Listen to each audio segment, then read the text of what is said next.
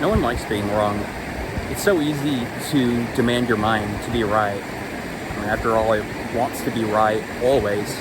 Negative emotions like anger only are used as fuel for the ego. No one can fault you for your imperfections, since everyone is imperfect, but it's consistency and ego that cannot be excused and is for sure not a good thing. Up until about a few years ago, I was a huge jerk with the high ego that also refused to be wrong, even when I was wrong. And going from a high ego to becoming humble, it comes with a lot of benefits, both internally and externally. First of all, working on your ego is tied into our stress levels too, and anger. Meaning that, naturally speaking, if you work on your ego and do a good job with it, your stress level, or just casual flare-ups, or like exploding in a stressful situation, these things just don't happen. Number one, don't happen as much. And number two, like if you do get a flare-up, because again, we're all imperfect at the end of the day, it's not going to be as bad. And you can pull yourself out of it a lot easier.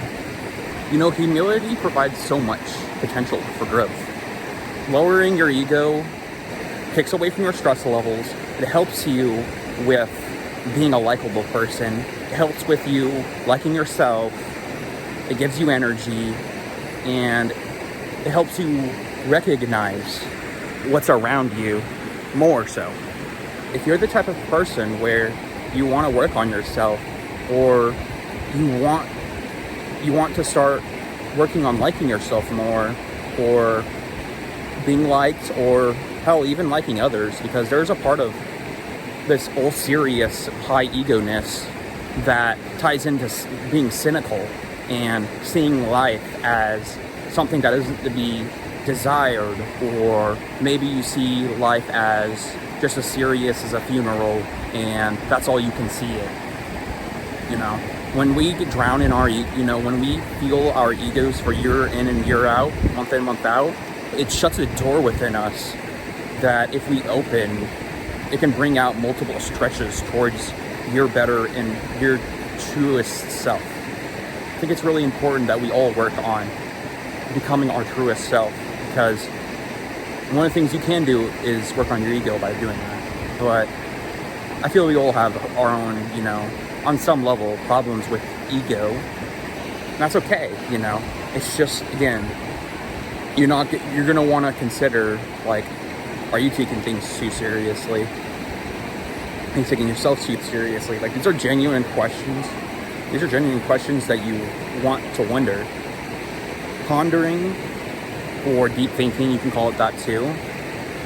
Pondering is one of our greatest tools we can give ourselves that's free and instant, that already exists in all of us.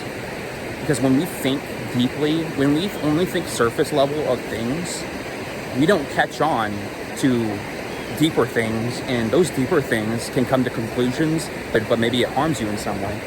What I mean by this is, when we deep think, we actually create proper answers in our lives. Because the thing about shallow thinking is, a lot of times it also just straight up means impulsive thinking.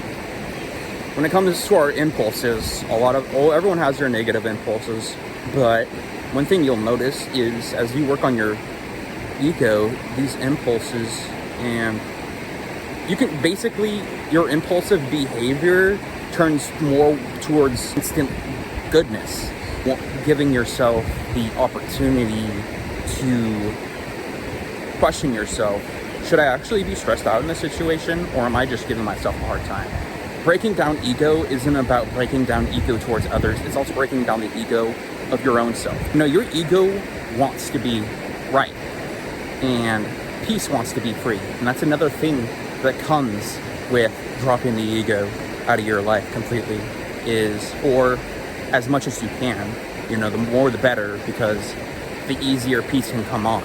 If you drop the ego and start actually deep thinking about these things, about how I'm supposed to be reacting or feeling, the gateway to peace becomes much more in a way, the gateway just opens up and it pushes you towards it without even trying. Keep on adding positive things to your life. This is just one of the positives.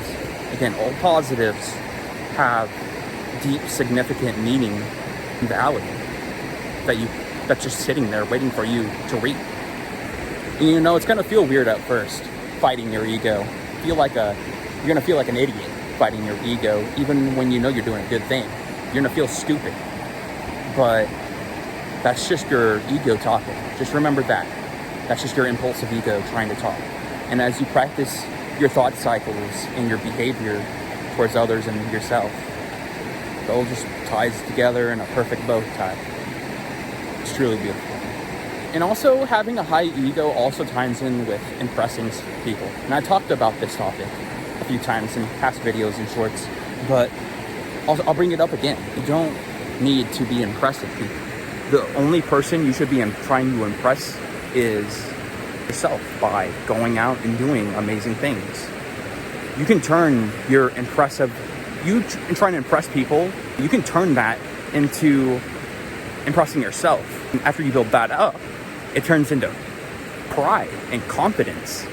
That just sticks to you 24/7, and it just feels amazing. What's one little ego tendency that you've noticed at any point recently that you feel you could work on, whether that be towards yourself, others, anything like that? Let me know in the comments, and go ahead and like, subscribe, and I really appreciate you guys watching again today, and I hope you guys have a wonderful rest of your day, and I'll see you guys tomorrow. Take care.